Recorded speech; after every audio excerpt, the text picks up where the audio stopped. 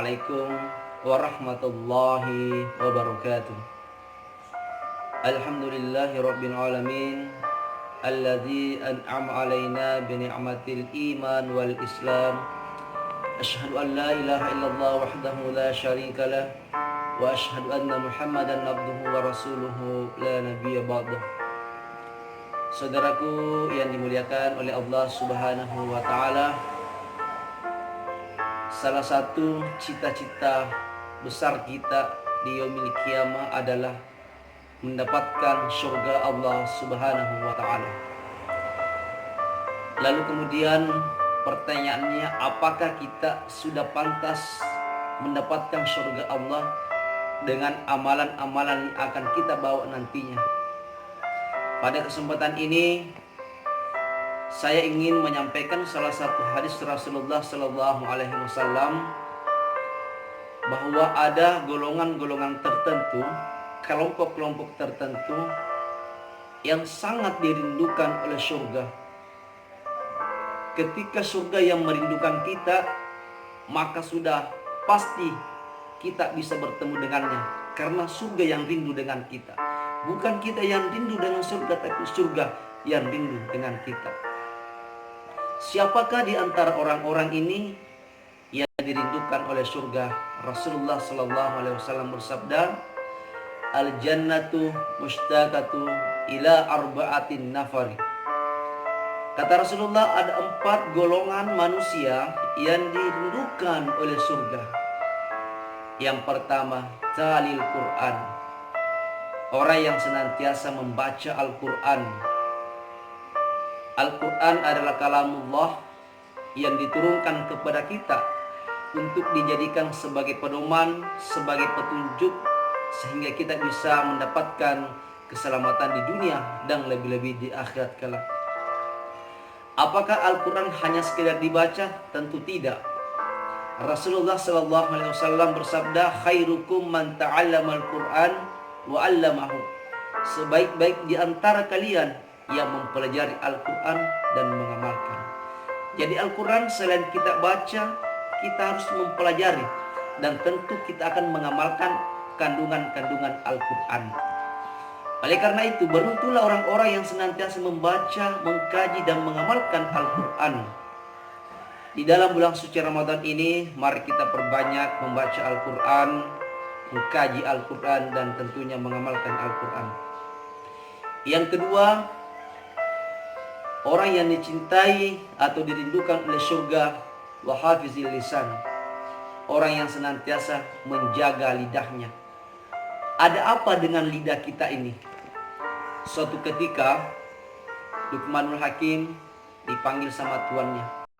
Wahai Luqman, ambillah seekor kambing, lalu kemudian sembelih dan berikan saya yang terbaik di antara anggota tubuh kambing tersebut.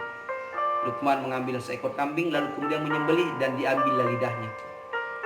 Kemudian tuannya lagi menyuruh mengambil satu lagi kambing, lalu kemudian disembelih dan ambil yang terburuk. Luqman mengambil dan menyembelih dan diambillah lidahnya, bagian dari yang terburuk.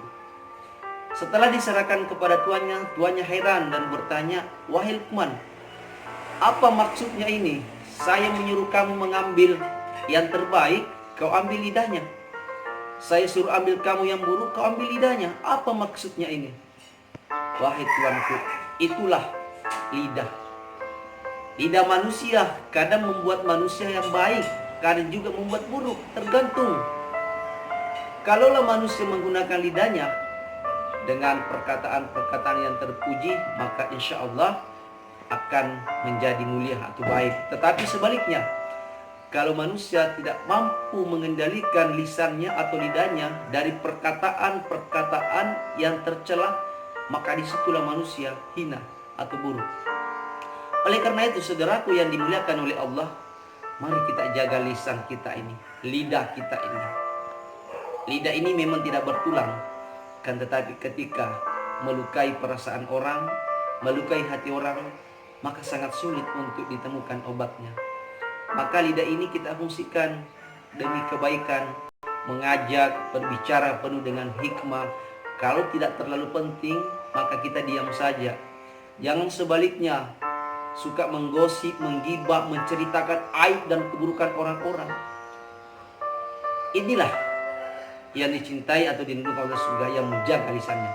Yang ketiga, wa mutmi'inal ji'an, orang yang memberikan makan bagi orang yang lapar. Orang-orang yang bersedekah memberikan orang makanan bagi yang lapar, maka itulah orang yang dirindukan oleh surga. Maka beruntunglah orang-orang yang senantiasa bersedekah, memberikan makanan orang yang berpuasa, memberikan makanan anak-anak yatim. Maka sesungguhnya makanan yang kita berikan di dunia, itulah yang akan nanti memberikan kita keselamatan di yaumil qiyamah. Dan yang terakhir, puasa Ramadan, orang yang senantiasa berpuasa pada bulan suci Ramadan. Bulan suci Ramadan ini adalah bulan di mana umat Islam diperintahkan untuk melakukan ibadah puasa. Nah, tentu ganjarannya atau hikmahnya adalah supaya manusia itu insya Allah bisa dirindukan oleh surga Allah Subhanahu wa ta'ala. Oleh karena itu, marilah kita menjadi bagian dari 4 ini yang dirindukan oleh surga Allah Subhanahu wa ta'ala, sehingga kita bisa berjumpa surga di yaumil qiyamah. Inilah yang sempat saya sampaikan, semoga ada manfaatnya. Wallahu muwaffiq ila aqwamit thoriq. Assalamualaikum warahmatullahi wabarakatuh.